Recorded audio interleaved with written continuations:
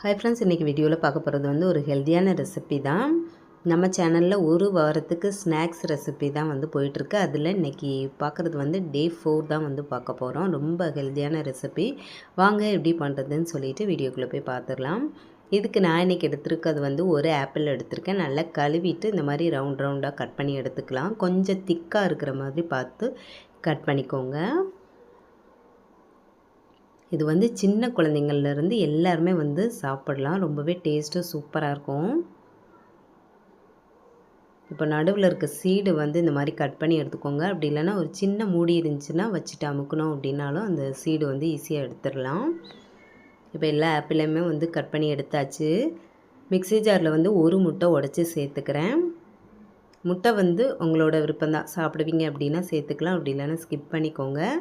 இது கூட 1/4 கப் போல் சீனி சேர்த்துக்கிறேன். சீனி அப்படி இல்லைன்னா நாட்டு சக்கரை சேர்த்துக்கலாம். உங்களோட டேஸ்ட்டுக்கு ஏற்றாப்புல கூட்டி குறைச்சி சேர்த்துக்கோங்க. இது கூட ஒரு பிஞ்ச் அளவு உப்பு சேர்த்துட்டு ஒரு சின்ன வாழைப்பழமும் சேர்த்து நல்லா அரைச்சி எடுத்துக்கிறேன்.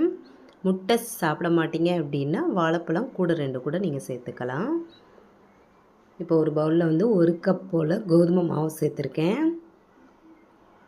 அதில் இப்போ அரைச்சி வச்சுருக்க இந்த முட்டை இதெல்லாம் வந்து போட்டு நல்லா கலந்து எடுத்துக்கலாம்.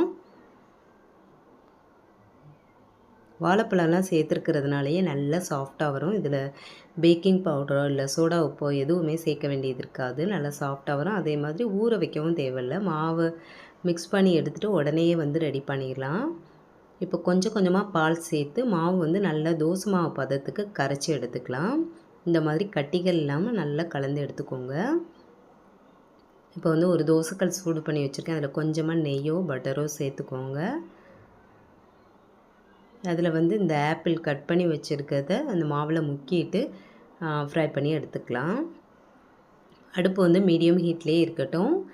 2 சைடு திருப்பி போட்டு வேக வச்சு எடுத்தோம் அப்படின்னா சூப்பராக வந்து ரெடி ஆயிரும். இது வந்து ஈவினிங் ஸ்நாக்ஸாகவும் செஞ்சு கொடுக்கலாம், அப்படி இல்லைன்னா பிரேக்ஃபாஸ்ட்டுக்கு கூட ரெடி பண்ணி கொடுக்கலாம். 2 வயசு குழந்தைங்கள்லேருந்தே செஞ்சு கொடுக்கலாம். எல்லாருமே வந்து விரும்பி சாப்பிடுவாங்க. ஸ்வீட்டாக இருக்கிறதுனால குழந்தைங்களுக்கும் ரொம்ப ரொம்ப பிடிக்கும்.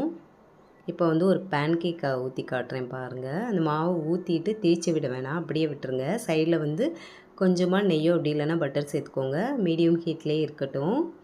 ஒரு சைடு வெந்ததுக்கப்புறமா திருப்பி போட்டுக்கலாம்.